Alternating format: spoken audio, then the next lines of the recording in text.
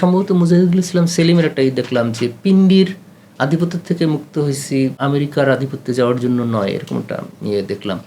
তো ইন্ডিয়াদের তো চিন্তা ভাবনায় ওইভাবে আসে না, মানে এই যে লোকগুলা ইন্টেলেকচুয়াল পলিটিক্যাল একটা সার্কেল, কোনো একটা বেশ পাওয়ারফুল, তারা হলো পলিটিক্যাল কালচারাল এলিট। এই মানুষজন এখন আর এই জিনিসগুলো নিয়ে করতে চায় না কেন?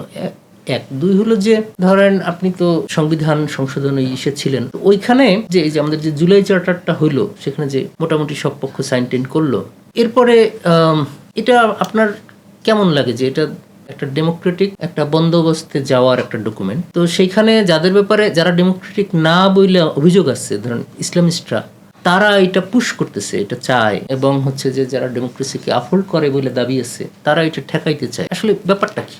আমি জানি না যে ইসলামিস্টরা এটা পুশ করতেছে কিনা, আমার ধারণা নেই। আমি জুলাই চার্টারকে একটা বেশ ভালো দলিল বলে মনে করি, এবং এটা নিয়ে আমি প্রচুর লিখছি, তখনও লিখছি, নির্বাচনের পরও লিখি।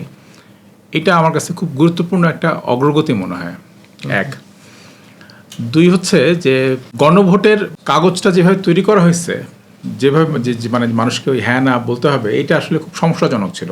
ওই মন্দের ভালো হিসাবে আমি এটার পক্ষেই প্রচার করছি যে এটা খুবই বিভ্রান্তিকর, এবং বলবো যে একদমই বুদ্ধিভিত্তিকভাবে অত্যন্ত দৈন্য দশার একটা দলিল।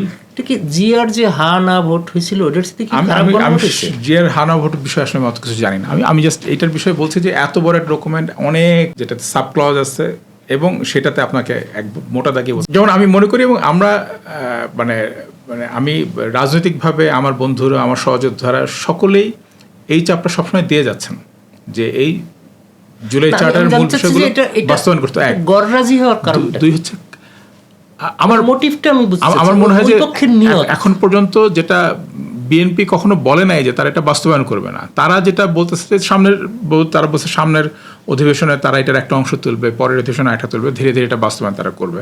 তো আমার মনে হয় যেটা আরো ভালোভাবে, খুব দ্রুততার সাথে এবং অনেক গুছায় এটা বাস্তবায়ন করা যেত। এক দুই হচ্ছে আমার একটা সমালোচনা, এটা আমি বহুবার ফেসবুকে লিখছি যে বিএনপির এই বিষয়ে আমার একটা সমালোচনা আছে। আমার মনে হয়েছে যে অন্তর্বর্তী সরকারের যে ভালো বিষয়গুলো ছিল, যেমন অনেকগুলো ইতিবাচক এবং গুরুত্বপূর্ণ অধ্যাদেশ তারা জারি করছিল, সেগুলোকে তারা বাতিল করছেন এবং বলতেছেন যে আমরা ওটা নতুন করে করব।